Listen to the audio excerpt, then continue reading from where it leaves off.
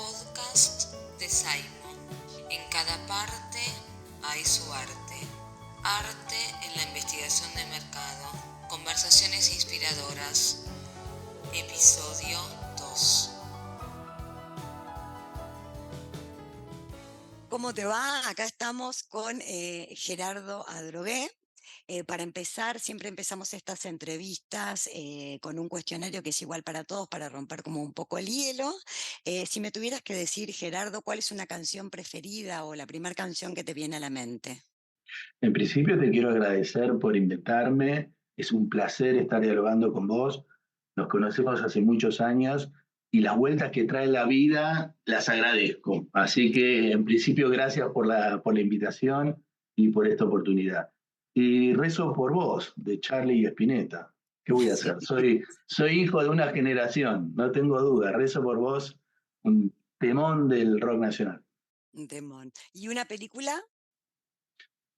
Una película, probablemente Amores Perros, una película mexicana que ya tiene algunos años, de González Iñárritu con Gael García Bernal, que en su momento me impactó bastante la forma en que las historias eran relatadas, ¿no? Mm, Además de mostrarte un México profundo, ¿no? Un México que muchos desconocen. ¿Un libro? Te diré El Quijote. Yo hace unos años que me embarqué en la tarea de ponerme al día con los clásicos. Mm. Me gusta mucho leer, leí toda la vida y uno de los libros que más me impactó es El Quijote. Un libro tremendo, una lección para todos aquellos que les guste escribir, que quieran eh, sumergirse en el arte de contar historias. Me parece un libro exquisito. Y esta vuelta a los clásicos, o sea, los habías leído, pero no con la suficiente atención Mira, o te los habías sí, salteado. no, he hecho el recorrido que seguramente muchos de mi generación lo han hecho. Hemos muchas veces del Quijote solo 2 o 3 capítulos, o lo empezamos y, por ejemplo, yo había empezado el Ulises de Joyce como 4 veces y me superó, no pude. Y hace unos 3 años, directamente con unos amigos hicimos un club de lectura y nos dedicamos un año a leer Joyce, de lo cual no me arrepiento, un libro bellísimo también, y creo que vale la pena muchísimo internarse en los clásicos y estoy muy contento, muy, muy contento. ¿Una serie? Soy hijo de Netflix, te dije que a mí me gustó muchísimo Breaking Bad, Mm. ¿eh? Un clásico. Y tal vez por lo que significó en su momento, porque fue la primera serie que quebraba ciertos patrones de cómo las cosas eran contadas, 24 con Kiefer Sutherland. Muy buenas, las dos. Bueno, Gerardo Adrogué, sos una persona muy reconocida en general por la sociedad argentina y obviamente aún más por lo que es nuestro rubro de la investigación de mercado. Igualmente, si querés contar como un pequeño recorrido profesional. Pero te agradezco mucho los piropos que viniendo de vos se agradecen. Bueno, te comento, ¿no? Yo estudié sociología en la UBA, en la Universidad de Buenos Aires, en la universidad pública. En un comienzo mi vida iba a ser una vida académica, empecé en el CONICET, empecé en lo que fue el CEDES, el Centro de Estudios de Estado y Sociedad, en el inicio, en la recuperación de la democracia, ya por inicio de los años 80, y mi recorrido iba a ser una vida académica. Ese era mi destino, te diré. Y un poco las cosas de la vida quisieron que fuese a hacer unos cursos de perfeccionamiento a Estados Unidos, a Ann Arbor, a Michigan, donde me empapé mucho de estadística, muchísima estadística. Mi formación en la UBA era buena, pero no era particularmente orientada hacia la estadística aplicada a ciencias sociales, y me gustó muchísimo, descubrí un mundo distinto, que tenía mala prensa en esos años, para serte franco, dedicarse a los números. Y cuando volví, las cosas se fueron dando, fui empezando a trabajar en investigación, más que en investigación de mercado, en opinión pública, para serte franco. Trabajé en aquellos años mucho con Zuleta Puseiro, y bueno, con otras empresas, y fui cambiando. Y de a poco fui dejando la vida académica y metiéndome mucho más en la vida profesional, en investigación de mercado. Trabajé en varias empresas hasta que en el 2001, junto con dos amigos, con Leandro Caruso y con José Nun, armamos NAC, que es la empresa. Soy el único de los socios fundadores que queda en la empresa. Eso da cuenta de que la vida va pasando, ¿no, Constanza? Hay otros socios hoy, pero es una empresa que ya tiene más de 20 años y nos hemos dedicado tanto a investigación de mercado como a opinión pública. Bueno, ahora pasamos al tema de tu arte, que es un poco como los que nos convoca en esta entrevista. Vos tenés 2 libros publicados, los 2 muy recientemente, un primer libro de cuentos, creo que es del 2020, y el año pasado lanzaste una novela. Estoy embarcada en su lectura y te cuento que me tenés totalmente atrapada, así que te felicito por eso. ¿Por qué no nos contás un poco cómo fue? Si esto te pasó siempre, siempre escribiste, pero ahora te lanzaste, o es algo nuevo. Siempre me gustó leer mucho. En un momento de la vida era material de ciencias sociales, dedicado, pero siempre leí mucho literatura. Siempre, más de un amigo me dijo alguna vez, vos te equivocaste en carrera, tendrías que haber estudiado literatura. Siempre me gustó leer y tenía cosas escritas, pero casi te diré por un hobby, un entretenimiento, que muy pocas personas habían leído. Pero la primera Este, cosa que escribiste, ¿qué fue? ¿En colegio, universidad? no, debía tener 16, 17 años, cuando estaba terminando el secundario. Siempre manifestaba constantemente mi deseo de escribir, pero la verdad que haya empezado a escribir se lo digo a mi mujer, te diré, a Gabriela Stein, hace muchos años ya, me regaló. Había hecho ya muchos talleres de escritura y cosas, imagínate, tenía horas, mucho millaje acumulado en esa dirección, pero me regaló un taller de escritura que yo casi lo empecé por compromiso y que terminó siendo el origen de En lo que te has convertido, que es el libro de cuentos que vos mencionás, que finalmente fue publicado en el 2020 y que fue la posibilidad de canalizar una energía que tenía, no digo atrapada, pero que tenía ahí y que ha hecho de mi vida algo mucho más lindo. Así que si lo puedo hacer, aprovecho para agradecerle a Gabriel aquel regalo. Lindísimo, lindísimo, la verdad, el cuento, ¿no? Que como muchas veces una pareja nos ayuda como no a destrabar, sino a iluminar áreas que si no por ahí no saldrían o quedarían Totalmente, ahí en un ámbito totalmente. como más personal. Totalmente, totalmente. ¿Cómo haces hoy para combinar estos 2 aspectos, digamos? ¿Cómo te organizás para hacer ambos? Porque NAC sigue totalmente vigente, operativa, y estas 2 obras en esta cantidad de años es un trabajo considerable.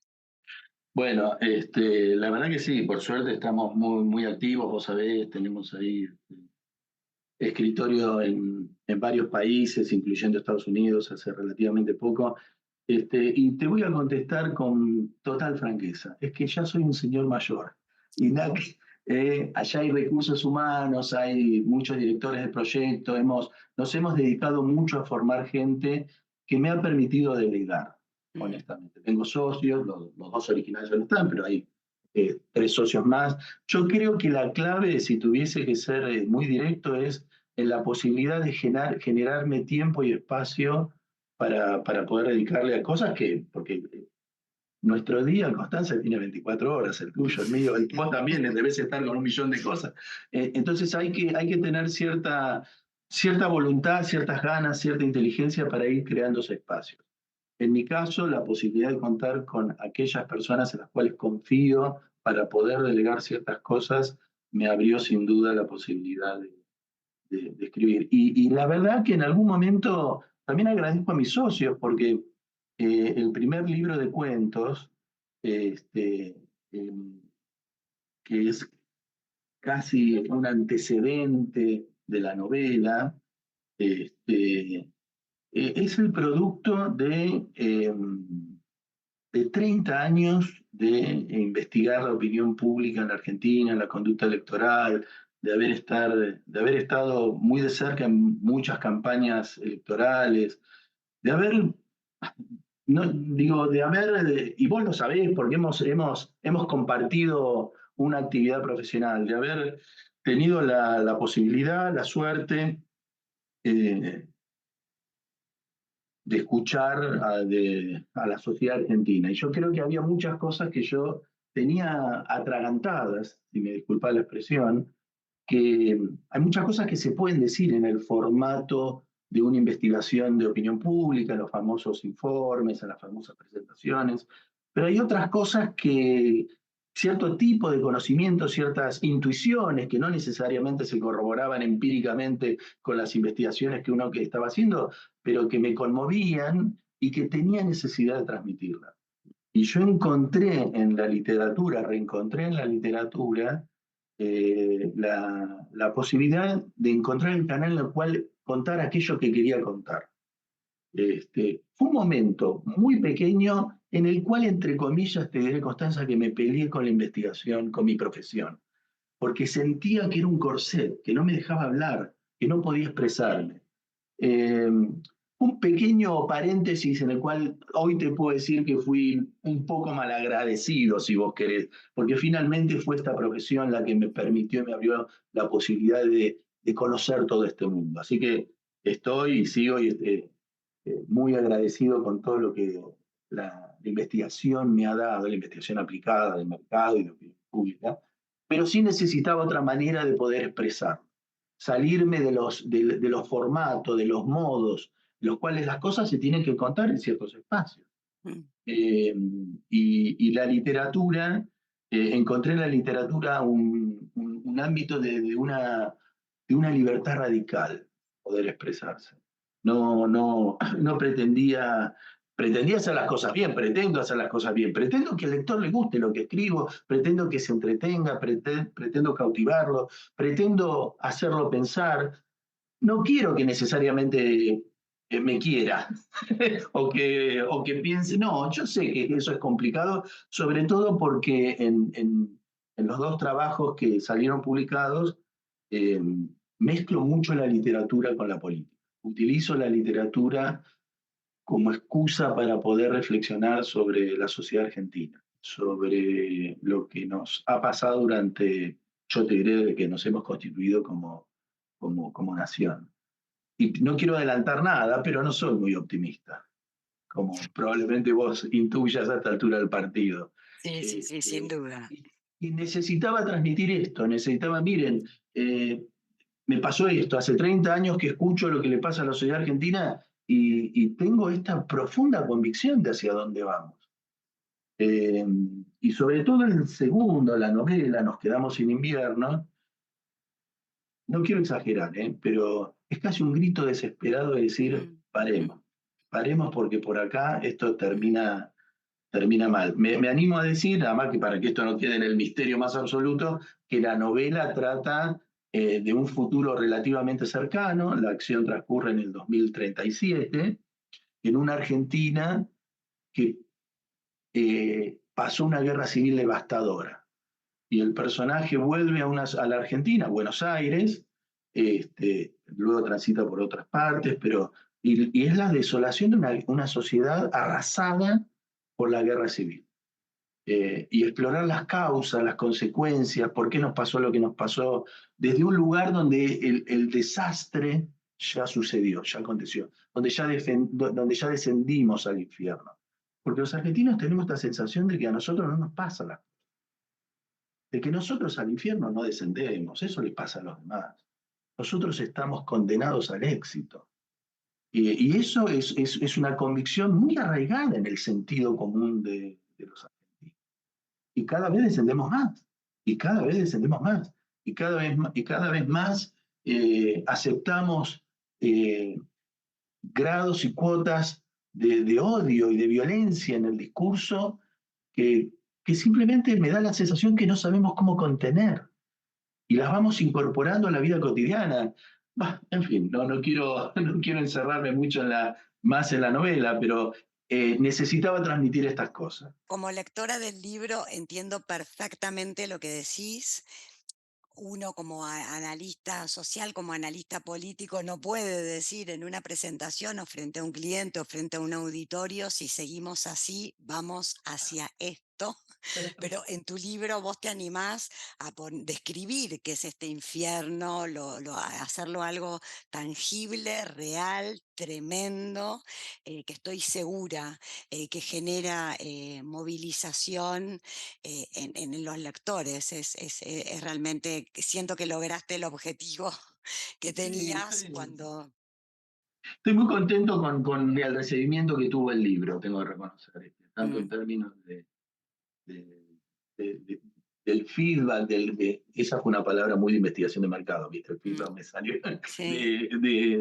de la devolución que me han dado quienes han leído el libro y me conocen, Mm, y también en los términos más obvios, ¿viste? De venta, de circulación, mm. y el libro circuló, y con lo cual eso me pone muy contento y espero poder seguir teniendo cosas que decir. Yo creo que en el mundo de la política, Constanza, ya está, ya no voy a decir más nada. Mm. Me voy a dedicar a otros temas. Pero ahí terminé. Danos la primicia a tus colegas. ¿Estás trabajando en alguna otra obra? Sí, sí, la verdad que sí, estoy trabajando en una segunda novela del tercer libro, que debería haber sido el primero. Lo primero que quería escribir era esto. Eh, Ahí en este taller que te contaba que Gabriel, mi mujer, me regaló, lo primero que surgió fue eso. Y nada, tuve la suerte que me asaltaron de manera urgente la necesidad de escribir sobre estas cosas y salieron estos libros. Bueno, ansiosa de que salga. ¿Tiene que ver también esta nueva novela, sentís que tiene que ver con tu tarea de investigador, de tener tanta cercanía con la sociedad argentina, de tratar de entenderla, de explicarla a otros, o va por otro lado? No, yo creo, la verdad, muy linda pregunta, porque yo creo que los primeros dos libros, el libro de cuentos y la novela, va al corazón de tu pregunta, donde yo pude plasmar en- de alguna manera lo que yo siento que aprendí o en lo que mi profesión me fue dando, y que yo además siento que tenía una deuda, de que tenía que transmitir esto de alguna otra forma. Y por eso te decía que al principio fui medio como de alguna manera ingrato con la profesión y hoy le vuelvo a agradecer, la vuelvo a mirar y la vuelvo a abrazar, porque vos sabés que nunca dejé de trabajar, ni voy a dejar de trabajar. Soy de los que no se van a jubilar, Constanza. Yo voy a tener 80 años y me van a seguir viendo, dando vueltas mientras tenga pila. Pero yo creo que esta nueva novela me aleja un poquito de las cuestiones más tradicionales de investigación de mercado, aunque tengo en carpeta no va a pasar, no importa, y lo tiro como idea para que lo tome otro de nuestros colegas. Vos sabés que yo durante muchos años di clases de estadística, muchísimos años, de diseño de investigación de mercado y de prueba de productos. Y aunque no lo quiera, aprendí mucho, porque en 30 y pico de años te pasa de todo y aprendés. Entonces, muchas lo que me piden, incluso los clientes, es que haga curso de capacitación a las nuevas camadas y les explique cómo se hace todo.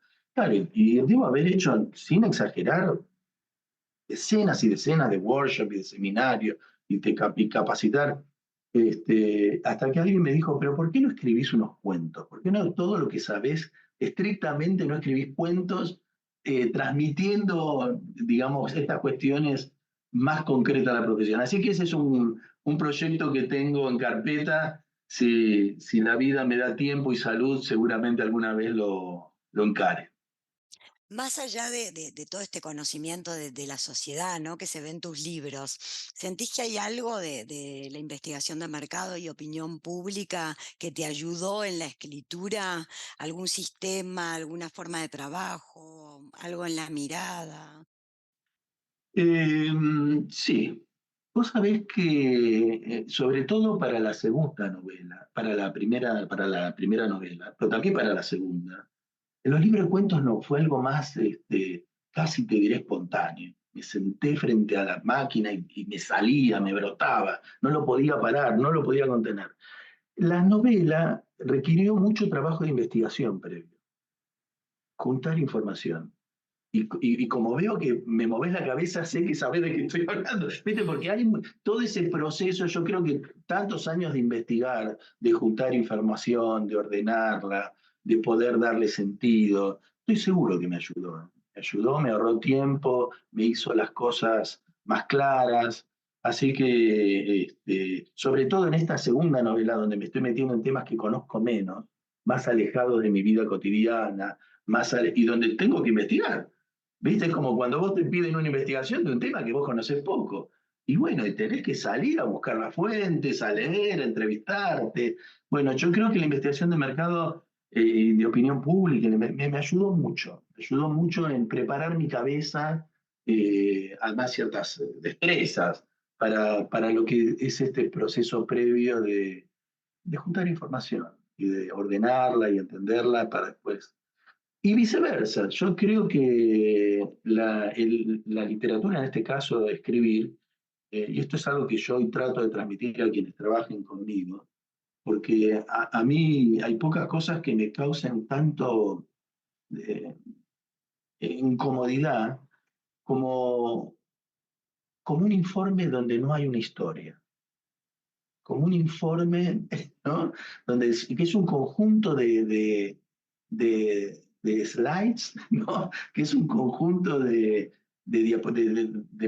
una detrás de la otra, de PowerPoint, donde, ¿y qué los une? ¿Qué une a estas ciento y pico este conjunto de datos y de gráficos o de grabaciones cuál es la historia que queremos contar? Entonces, esta idea de la construcción del relato y no esperar que los datos por sí mismos te hablen, yo creo que es algo que el arte y la literatura, eh, no poder enseñar es una exageración, pero creo que un buen investigador, un buen director de proyectos, tiene que tener esta cabeza, ¿no? De decir, esto que te predispone la literatura y el escribir. Bueno, hay algo que quiero contar. Y después uno selecciona qué datos van, de qué manera, porque la realidad es contradictoria. ¿Cuántas veces nos ha pasado que vos tenés un gráfico que dice una cosa y otro que dice la otra? Ahora, eh, ¿los dos tienen el mismo derecho de estar en el informe? Y no sé, ¿qué es lo que estás queriendo decir? ¿Qué es lo que el mensaje que le sirve, el caso que estamos haciendo a tu cliente? Bueno, hay un relato atrás. Hay un relato, hay una comprensión. Después se le puede llamar insight, se le puede llamar, aparecen un montón de palabras, pero finalmente hay algo que se quiere transmitir, un sentido que se quiere transmitir. Y la información también se tiene que ordenar alrededor de ese sentido. Yo creo que lo que vos decís va a ser cada vez más importante para nuestra profesión porque cada vez el interlocutor tiene menos tiempo, menos paciencia, cada vez hay más datos y importa más cómo comunicarlo y cómo movilizar a quien con esa información necesita tomar alguna decisión. Entonces, cómo lo contamos es cada vez más Constanza, es tan importante. central lo que está diciendo. Nosotros hemos incorporado la inteligencia artificial en ciertos procesos del momentos de la investigación. La fantasía original con la cual uno se acerca a las nuevas tecnologías es que lo van a dar todo cocinado. Entonces vos le das los datos, y los datos literalmente puede ser una base de datos, puede ser la de grabaciones eh, no sé, 70 entrevistas, ahora, aún en el diálogo con el algoritmo, por decirlo de alguna manera un poquito más poética, uno tiene que ir construyendo una historia.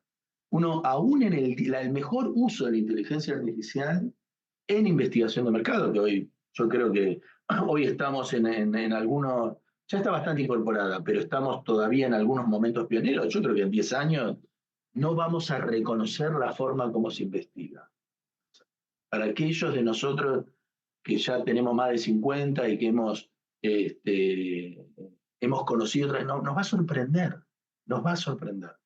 Y de las cosas que van a quedar es esta idea de la construcción del sentido, del diálogo, de la historia, del relato, porque aún creo que ese va a ser el límite, y estoy haciendo ciencia ficción ahora, en el límite ese va a ser el lugar del ser humano, la posibilidad de entender cuál es la historia que está detrás.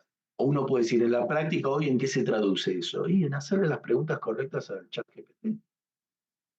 Cuando uno lo Exactamente. incorpora en ciertos procesos de investigación de mercado Ujú. o de opinión pública, no importa. Pero digamos, ese es el momento real donde, mirá, el ser humano, ¿qué es lo que tiene que aportar? No perder de vista que hay una historia, un relato a Mm, transmitir. Sí, y a la hora de darse vuelta y contactar con el cliente es la manera de decirlo y cómo decirlo, ¿no? Totalmente. ¿Hay bueno, contaste lo del evento de tu mujer que te regaló este taller literario que te terminó tirando para este lado, ¿no? ¿Hay algún otro ejemplo que puedas mencionar de algo que te haya ocurrido o que puedas relacionar con la decisión de decir, bueno, voy a intentar también ir por la literatura? Puedo pensar un par de, pero tal vez no son hechos puntuales, ¿no? Porque si vuelvo a este regalo, parte del regalo lo que descubrí es que alguien me dijo, mira, uno tiene que empezar a escribir por lo que más sabe, lo que más conoce. Digo, Mm, si uno no es Vargas Llosa, no es, digamos, bueno, uno empieza empezar por aquello que es lo que más conoces, lo mm, que no tenés, entre comillas, dudas, porque mm, tenés información, mm. hay que ordenarla. Este, Un excelente pero consejo. sí, sí, sí, no, para mí ese fue, mirá, porque yo tenía como 18 puntas distintas que me gustaban, me dice, no, si vos vas a empezar a escribir, empezá a escribir por eso que más conocés. ¿Y qué era lo que yo más conocía? Y mirá, yo conozco mucho de la opinión pública argentina y del comportamiento político, y las visiones, las creencias de eso, de lo que sé, entre las cosas que más sé. Bueno, largate a escribir sobre eso. Este, pero yo creo que hay otra cosa que me impulsó a escribir. Y me hace pensar en algo que dijiste recién, casi al pasar. Vos dijiste, bueno, cuando estás en la presentación con un cliente hay cosas que vos podés transmitir y cosas que no. Y tenés toda la razón, Constanza. Y a mí eso en algún momento me incomodó. Y yo sentí que estaba bien, hay que respetar los lugares, porque la verdad que hay lugares y hay encuadres y hay formas, pero en un momento yo me sentí incómodo y yo sentí que de alguna manera voy a tomar un atajo para que se entienda, ¿no? ¿Viste? Es un problema cuando uno toma atajo, porque si estiliza demasiado no se entiende, pero el atajo va a ser, tenía que tomar partido. Yo tenía que decir que era lo que yo pensaba, lo que yo creía. Es verdad, no todos les va a gustar, no todos van a estar, pero yo digo, soy profundamente, pero profundamente democrático, creo en el diálogo, creo en el... no nos vamos a poner de acuerdo, pero creo que tenemos que poder dialogar, porque si no estamos en el horno, literalmente. Entonces, pues yo sentía las escenas en las que movía no me permitían a mí este pequeño gesto, esta pequeña decisión, este pequeño que es tomar partido. Y que la literatura me lo permitía. Este, y algunos me han dicho es una lástima porque Gerardo escribís tan bien, la verdad pero que no hacía falta que digas, ¿qué te puedo decir? Es como me sale a mí, Mm, sin ser mm, sin querer exagerar demasiado, es mi arte. Poder mm, ser chiquito, poder ser deslucido, pero es eso. mm. Así Yo creo que que te es diría que tomar sí, partido, que eso se ve tomar partido. claramente en tu libro, pero también tener como una mirada humana o empática o abierta hacia el que piensa distinto. Eso se ve mucho en tu novela también. Además de que tomás partido, tenés esta mirada hacia lo distinto. somos todos seres humanos, y algo que en mi vida uno he cubierto de algunos roles. Yo creo que hay más grises que blancos y negros, y he encontrado hermosos seres humanos en todas las posiciones políticas, y he encontrado monstruos en todas las posiciones políticas. Entonces, yo creo que eso es algo que quise tratar de transmitir también. Que no, pensar de una manera no te hace necesariamente bueno, necesariamente malo. Y que el desafío que tenemos en este caso, ¿no? Como argentinos, y yo creo que, bueno, vos lo sabés además porque estás involucrada en investigaciones a nivel internacional, digamos, es un desafío que le cabe a muchas sociedades, al encontrar un diálogo posible. Sí. Y sea por las razones que fueran, parece cada vez más difícil, parece cada vez más complicado. Inventamos palabras y que no, porque la polarización y esto, aquello y lo otro, pero hay algo muy humano en la imposibilidad de juntarse y dialogar, en no escuchar al otro. Y eso es algo que es, uno puede en el contexto de una investigación decirlo, pero me sale mejor decirlo apelando a un cuento, a una novela o ese tipo de cosas. Y además te digo la verdad, me encanta, me divierte, la paso bárbaro escribiendo. ¿Tenés algún sistema? O sea, ¿escribís en algún horario determinado o algunos días o va siendo como ¿Cuánta sale? maldad hay en esa pregunta? Ojalá pudiera. No, no, no. Sabés que ¿Te lo gustaría? charlamos ¿Apuntás tanto. a eso?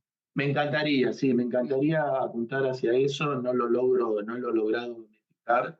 Eh, todavía, si vos me preguntás a mí, yo no me considero un escritor, me considero lo que soy, que se dedica a escribir, un investigador, y también empresario que circunstancialmente escribe, porque literalmente, circunstancialmente escribo cuando puedo, cuando tengo tiempo, cuando me logro hacer un poco de tiempo, y bueno, ahí me dedico a full. Pero aún así lo que trato de hacer es por lo menos no dedicarle al menos un momento del día a leer seguro. Leer no hay que dejar nunca de leer porque es como ir al gimnasio. Pues es que a mí me gusta mucho nadar. Digo, uno de mis hobbies sería la natación. Ahora, cuando yo dejo de nadar un mes, 2 meses, cuando uno vuelve, te cuesta mucho. Tenés que volver, hay un esfuerzo adicional, hay un cansancio Sí. adicional. Bueno, lo mismo pasa con la escritura, Mm, con la lectura, es lo mismo. No hay que, no hay que dejar de ir al gimnasio, te mm, digo.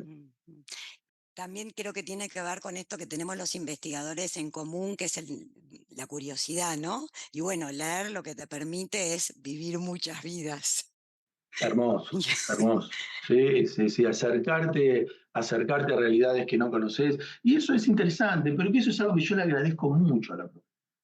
Yo me he enterado de cosas y he aprendido cosas que de otra manera no hubiese tenido ni idea de qué pasará. Y eso, eh, alguna vez hace muchos años, ofrecido la posibilidad de pasar a, no tener una agencia de investigación, en pasar a un cliente, ¿no?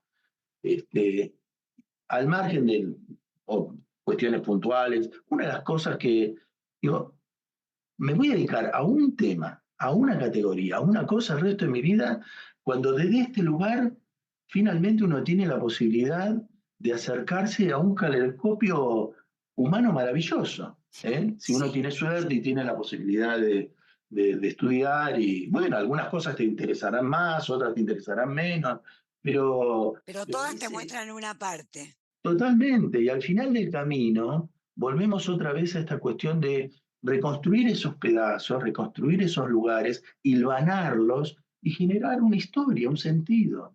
¿Quién te dice que no hay relación entre la cultura política en el conurbano, ciertos hábitos de consumo, la forma en la que se evalúan organolépticamente ciertos productos?